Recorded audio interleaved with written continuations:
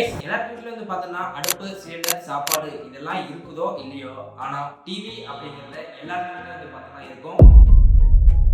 So அப்படி டிவின்னு இருக்கும்போது ஒன்னா டிஷ் வந்து யூஸ் பண்ணியிருப்போம். ஆண்டி இப்ப ஆண்டனா வந்திருப்பேன் பாருங்க ஆண்டி. கொஞ்சம் லெஃப்ட் பாண்டி. இப்ப ஆண்டி அதாவது வீட்டுக்கு மேல ஒரு குடம் மாதிரி வச்சு அதுல இருந்து ஒயர் கனெக்ஷன் கொண்டு வந்து செட்டா பாக்ஸ் கொடுத்துருப்பாங்க இல்லையா, அந்த மாதிரி சிஸ்டம் வந்து யூஸ் பண்ணியிருப்போம். இல்ல அப்படின்னா கேபிள் டிவி வந்து யூஸ் பண்ணியிருப்போம். கவர்மெண்டோட கேபிள் சர்வீஸ் வந்து அதை வந்து யூஸ் பண்ணிட்டு இருப்போம். இல்ல அப்படின்னா ஒரு சில ஹை ரேஞ்சுக்கு போனோம் அப்படின்னா ஜியோ ஃபைபர் அல்லது ஏர்டெல் இந்த மாதிரி நெட்வொர்க்லாம் வாங்கி டைரக்டா வந்து பார்த்தீங்கன்னா நெட்ஃபிளிக்ஸ், யூடியூப் இந்த மாதிரி வந்து யூஸ் பண்ணிட்டு இருப்போம். இந்த ஒரு வீடியோல டிஷ் வந்து எப்படி ஒர்க் ஆகுது அப்படிங்கிறத பார்க்க போறோம். நார்மலா கேபிள் டிவி வந்து பார்த்தோம் அப்படின்னா கேபிள் மூலியமா கொண்டு கனெக்ஷன் கொடுத்துருப்பாங்க. ஸோ ஒரு இடத்துல வந்து பார்த்தீங்கன்னா சர்வீஸ் ப்ரொவைடர் வந்து இருக்கும். ஸோ அங்கிருந்து கனெக்ஷன் வந்து ஒரு வீட்டுக்கு வந்து பார்த்தீங்கன்னா லூப் பண்ணி கொண்டு செட்டப் பாக்ஸ்ல வந்து கனெக்ட் பண்ணி வச்சிருப்பாங்க.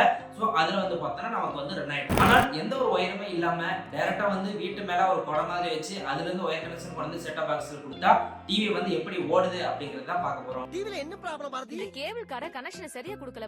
சோ இந்த வீடியோ ரொம்பவே இன்ட்ரஸ்டிங்கா இருக்கும். மிஸ் பண்ணாம கடைசி வரைக்கும் பாருங்க. நிறைய இன்ஃபர்மேஷன் வந்து தெரிஞ்சுக்கலாம். வீடியோ ஸ்டார்ட் பண்றதுக்கு முன்னாடி எப்பவும் சொல்லக்கூடியதான், நீங்க இப்பதான் நம்ம சேனலுக்கு ஃபர்ஸ்டா வந்திருக்கீங்க அப்படின்னா கீழ இருக்க சப்ஸ்கிரைப் பட்டன் கிளிக் பண்ணி மறக்காம சப்ஸ்கிரைப் பண்ணிக்கோங்க.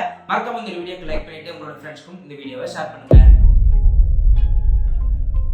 ஸோ ஃபர்ஸ்ட் ஆஃப் ஆல் வந்து பார்த்தோன்னா டிஷ் வந்து எப்படி ஒர்க் ஆகுது அப்படின்ட்டு தெரிஞ்சுக்கிறதுக்கு முன்னாடி அந்த டிஷ்ல என்னென்ன பார்ட்ஸ்லாம் இருக்கு அப்படிங்கிறத தெரிஞ்சுக்கலாம். ஃபர்ஸ்ட் கம்பனன்ட் வந்து பார்த்தோன்னா பேரபாலிக் டிஷ் ரெஃப்ளெக்டர். இது வந்து எப்படி இருக்கும் அப்படின்னா, அதாவது பேரபாலிக் ஷேப்ல வந்து பார்த்தீங்கன்னா நமக்கு வந்து அந்த ஷீட் வந்து இருக்கு இல்லையா, அதுதான் பேரபாலிக் டிஷ் ரெஃப்ளெக்டர். ரெண்டாவது ஃபீட் ஹாரன். மூணாவது பார்ட் LNB அப்படின்னு சொல்லுவாங்க, லோ நாய்ஸ் பிளாக் அப்படின்னு சொல்லுவாங்க.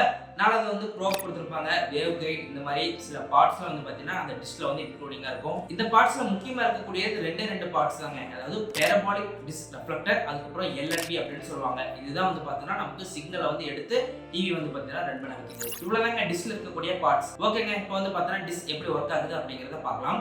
இப்போ வந்து பார்த்தீங்கன்னா அந்த டிஷ்ல இருக்கக்கூடிய பேரபாலிக் டிஷ் ரெஃப்ளெக்டர் என்ன பண்ணும் அப்படின்னா, மேல சேட்டலைட்ல இருந்து வரக்கூடிய எலக்ட்ரோமேக்னெட்டிக் சிக்னல் வந்து பார்த்தீங்கன்னா ரிசீவ் பண்ணும். ஸோ அப்படி ரிசீவ் பண்ணின அந்த ஒரு எலக்ட்ரோமேக்னெட்டிக் சிக்னலை வந்து பார்த்தோம் அப்படின்னா நமக்கு வந்து அந்த LNBக்கு வந்து பார்த்தீங்கன்னா ரெஃப்ளெக்ட் பண்ணும். ஸோ அந்த டிஷ்ல வந்து பார்த்தீங்க அப்படின்னா குச்சி மாதிரி இப்படி வந்து மேலே ரவுண்டாக ஒயிட் ஷேப்ல வந்து பார்த்தீங்கன்னா ஒரு பார்ட் வந்து கொடுத்துருப்பாங்க. அது வந்து பார்த்தீங்கன்னா அந்த ரெஃப்ளெக்ட் ஆகிற சிக்னலை வந்து ரிசீவ் பண்ணும். ஸோ அதுதான் வந்து பார்த்தீங்கன்னா LNB அப்படின்னு சொல்லுவாங்க, லோ நாய்ஸ் பிளாக். இல்லை அப்படின்னு சொன்னால் டவுன் கன்வெர்ட்டர் அப்படின்னு சொல்லுவாங்க. அதாவது step up step down converter இந்த மாதிரி வந்து இருக்கும். ஸோ டவுன் கன்வெர்ட்டர் அப்படின்ட்டு இதுக்கு வந்து சொல்லுவாங்க. ஸோ அந்த பர்டிகுலர் LNBல வந்து பார்த்தீங்கன்னா நிறைய பார்ட்ஸ் வந்து கொடுத்துருப்பாங்க. ஸோ அதில் இருக்கக்கூடிய பார்ட்ஸ் தான் வந்து பார்த்தீங்கன்னா feed horn, wave guide, PCB, அதுக்கப்புறம் ப்ரோப் இதெல்லாம் கொடுத்துருப்பாங்க. ஸோ வேவ்ஸ் வந்து பார்த்தீங்கன்னா ஜென்ரேட் பண்ணும், அதுக்கு வேவ் கைடு வந்து கொடுத்துருப்பாங்க.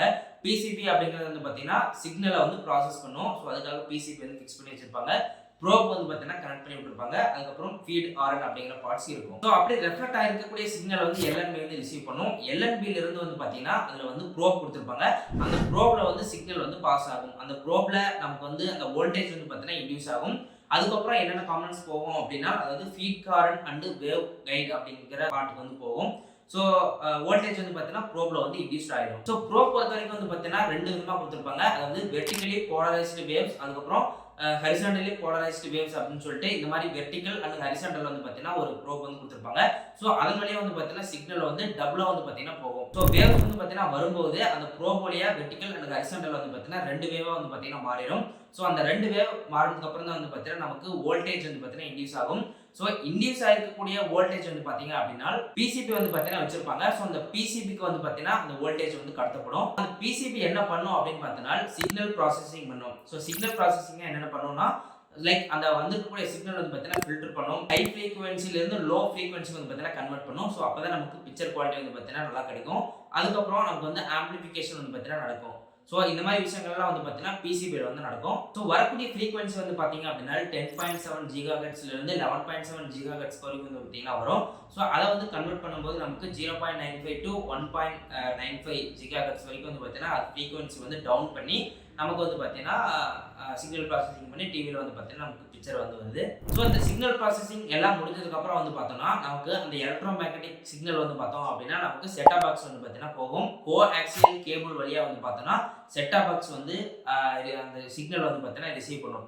ஸோ ரிசீவ் ஆன சிக்னலை வந்து பார்த்தீங்க அப்படின்னா அங்கே வந்து ப்ராசஸ் பண்ணி அதை டிவிக்கு வந்து பார்த்தீங்கன்னா நமக்கு வந்து கன்வெர்ட் பண்ணும். ஸோ அதுக்கப்புறம் தான் நமக்கு டிவி வந்து பார்த்தீங்கன்னா ஓடும். ஸோ இப்படி தான் வந்து பார்த்தீங்கன்னா டிவி வந்து ஒர்க் ஆகுது. ஸோ இந்த ஒரு டிஷ் செட் பண்ணும்போது வந்து பார்த்தீங்கன்னா சேட்டலைட்லேருந்து வரக்கூடிய சிக்னல் எந்த இடத்துல வந்து கரெக்டாக ரிசீவ் ஆகுது அப்படின்ட்டு சிக்னலை பார்த்து வந்து பார்த்தீங்கன்னா வைப்பாங்க. ஸோ நீங்கள் டிஷ் வாங்கும்போதே டெக்னீஷியன் வந்து வருவாங்க. ஸோ அவங்க ஒரு மீட்டர் வந்து பார்த்தீங்கன்னா வச்சிருப்பாங்க. அந்த மீட்டரில் வந்து சிக்னலை செக் பண்ணி தான் எந்த டைரக்ஷனில் வச்சா கரெக்டாக கிடைக்குது அப்படிங்கிற மாதிரி பார்த்து அந்த மாதிரி வந்து பார்த்தீங்கன்னா வைப்பாங்க. சன் டைரக்ட், ஏர்டெல் இந்த மாதிரி ஒரு பிளாட்ஃபார்ம் வந்து பார்த்தீங்கன்னா ஒரு இடத்துல வந்து சிக்னல் வந்து ரிசீவ் பண்ணும்.